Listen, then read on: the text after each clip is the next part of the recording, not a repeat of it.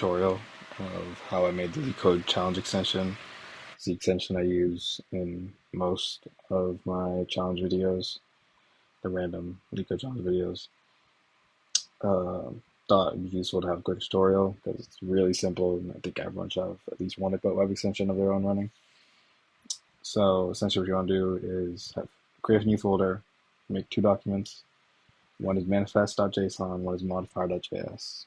Modifier.js can be anything.js, but so I used essentially manifest manifest underscore version has to be 3 as of 2025. The name is whatever you want it to be, version whatever you want it to be. Matches refers to the actual URL that your extension is going to mess around with. So just put that to whatever it is. Mine's LeetCode, you can put it to YouTube or something. JS refers to the actual JS file that will be run, so that's why you're modifier.js. Important note, you can't name manifest.json whatever you want, it has to be manifest.json. And then this is essentially what I use in manifest modifier.js. I don't think I explained exactly what the extension does, but essentially it just covers up this medium element so that you don't know the difficulty when you randomize a problem. And to do that, essentially just create a style element and then create a few classes that I can attach to this element that will make it completely covered in black. And when you hover over it, it'll turn transparent, so you can ideally you find out after you finish the problem, but if you give up, then you can also hover over and find the difficulty, and then also change the width of the element because medium has 6 letters, easy has 4, so you don't want to be able to tell based off the length of the element. So then you just append that. This is just a hider function. It uses a query selector to find the text difficulty or the correct element. This is pretty simple to do. All you gotta do is just go to right click, inspect element, and then whatever you want to interact with. For us, it's this, so just click it. Try to find a class that's somewhat unique, or that is completely unique.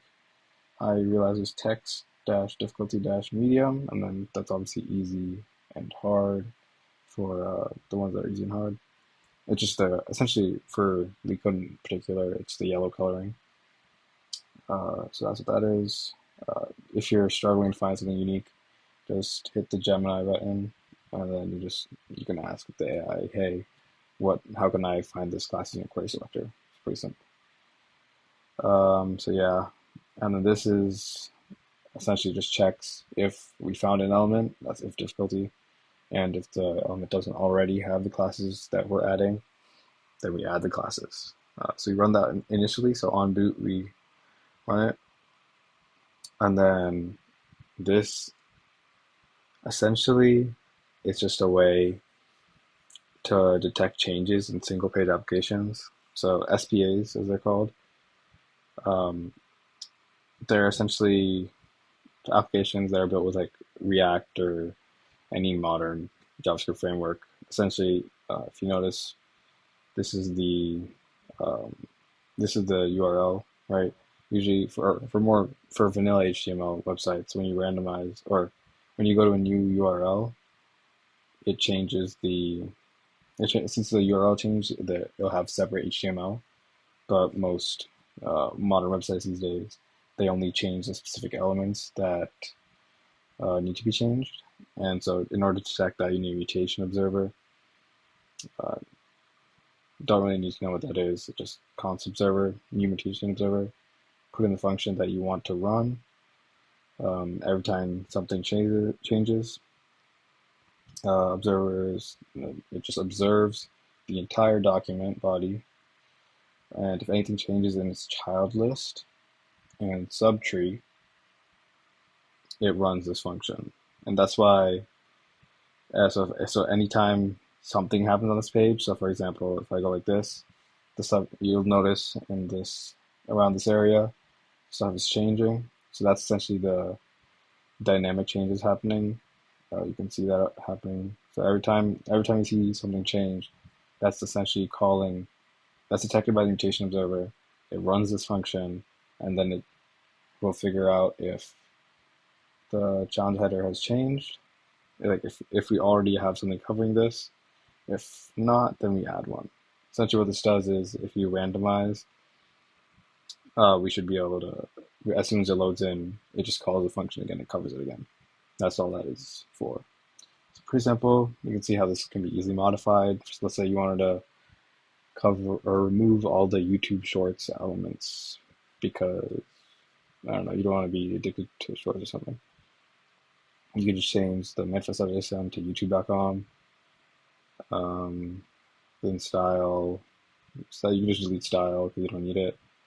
And then the function would be, you use a query selector all because you want to find all the shorts, and then some class that goes to shorts, and then we say if the shorts exist, then shorts.remove, and then call it the first time. And anytime something changes, so for example, if you scroll all the way down, there's more shorts or something. I don't really know how the YouTube Shorts page works, but yeah. So if you scroll and then a new short appears, it'll remove that one too.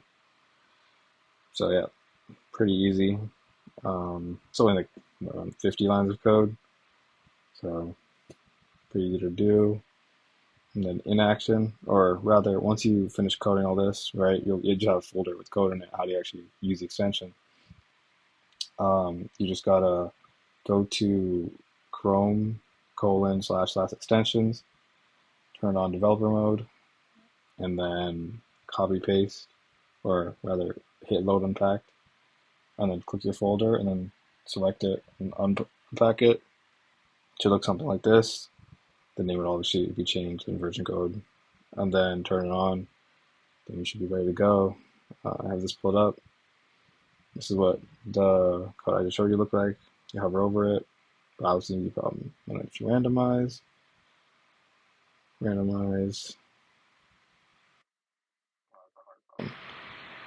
there you go.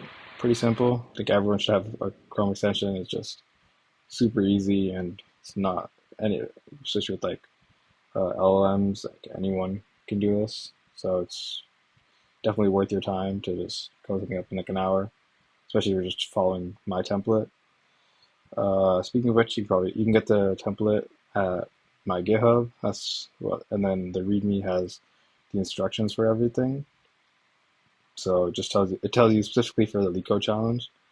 But if you modify the manifest and modifier JSON, it's essentially the same thing. You can just download the repository and then change whatever you want to change, and then go through the steps I told you. It should be good. You can find the GitHub at this link right here. The same link is also present in the About Me description of the channel. So if you want to check it out, and then go to the link there, copy paste it into your browser. I'll probably also put it in the video description. Might not be able to because the channel is relatively new, but yeah, pretty simple. Go for it. Yeah, good luck.